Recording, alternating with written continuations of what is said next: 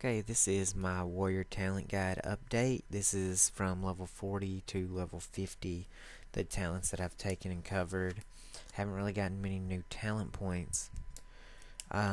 Basically, what I do want to talk mostly about in this video is going to be the glyphs. I did leave those out in the last video, so I want to go ahead and discuss which glyphs that I find useful, which glyphs I think could be useful, and then I also want to talk a little bit about the new tanking heirlooms that came out in patch 4.1 for people who are thinking about buying those. Basically what I want to look at first is the talents. So let's get right into this. 2 out of 3 shield mastery right now. I plan to max this talent out with the very next talent point I get at level 51. This lowers the cooldown of your shield block, shield wall, and it also makes your shield block reduce the magic damage you take by 14%, 20% maxed out. So I do plan to max that out. That's a really good mitigation talent, short cooldown talent. You can use this on every fight, every pull. The next one I took was Improved Revenge. Really good. It basically makes Revenge hit 2 mobs and do 60% more damage. I like the fact that you hit 2 mobs better than I do the damage increase, because basically this gives you another AoE tanking ability. You're able to have another AoE tanking ability other than just Cleave and Thunderclap. The next talent point I took was Vigilance. Probably wouldn't take this first off. I would probably eventually take this, but as far as leveling goes, I would probably put the points into Thunderstruck, or would have already maxed out Shield Mastery. But since I already have this, I picked this up at level 49. I have only made 2 runs while actually using this. One run I tried putting it on a DPS, and I never really got any benefit out of it. The next run I decided to throw it on my healer, which seems like the actual better way to do this. Basically what happened, I only really had this work one time. This is the only time that I had to use the soul talent. The healer had this buff on him. We aggroed an extra group that I wasn't expecting to be pulled. When the healer started getting hit, I taunted a mob off of him. He had more than 1 mob off him. As soon as I taunted, the cooldown was reset, and I just taunted the next one on me too. Looking back though, the better way to handle that is probably just to charge or intercept over and then Thunderclap. Go ahead and grab them all with 1 Thunderclap. But this just gives you another way to use this, and it pretty much gives your taunt off cooldown most of the time. If you're ever really needing taunt, leveling up, you probably don't need to taunt all that much. Now we're going to talk about glyphs. The first set of 3 glyphs that I was using are these 3 right here. Shield Slam, 10% on your main aggro ability. This is a good glyph to have. Glyph of Thunderclap. This increases the radius of your Thunderclap by 2 yards.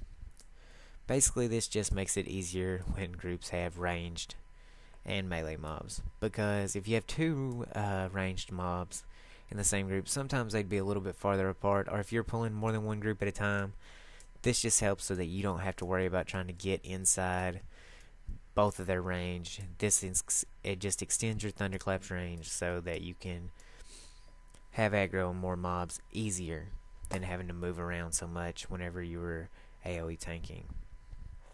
Glyph of Intimidating Shout. I think this is a very underused glyph maybe, but it's my favorite minor glyph as a protection warrior.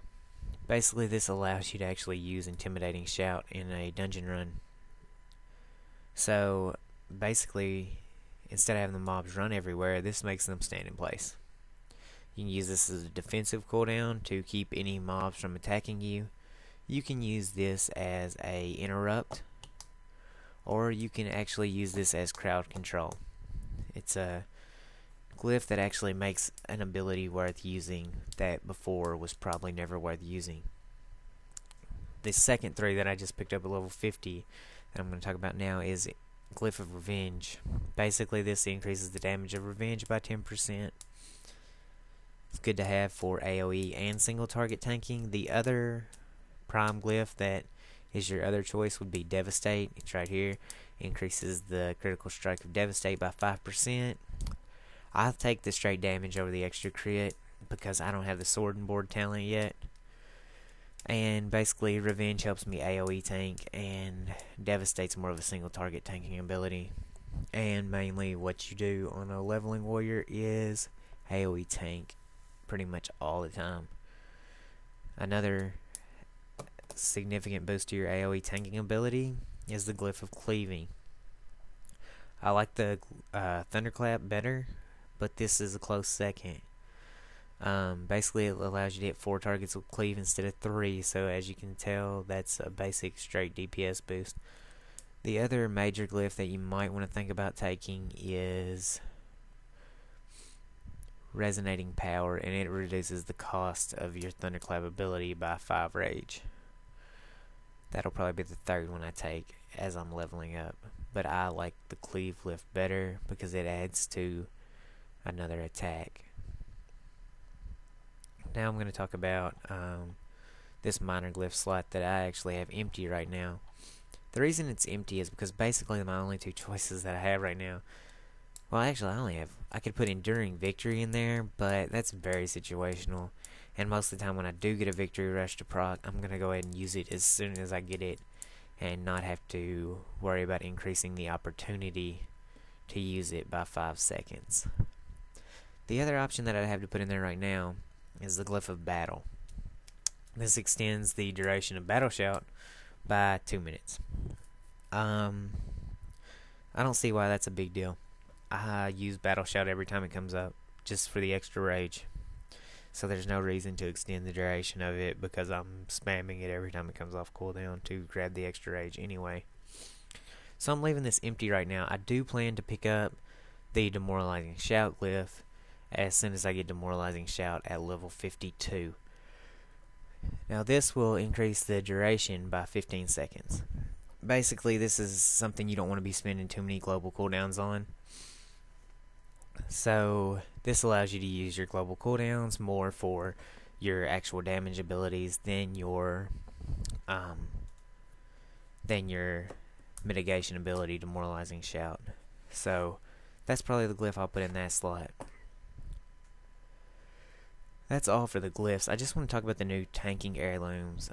As you can tell, I use all of the heirlooms, the older heirlooms right there, and then I actually use this mace.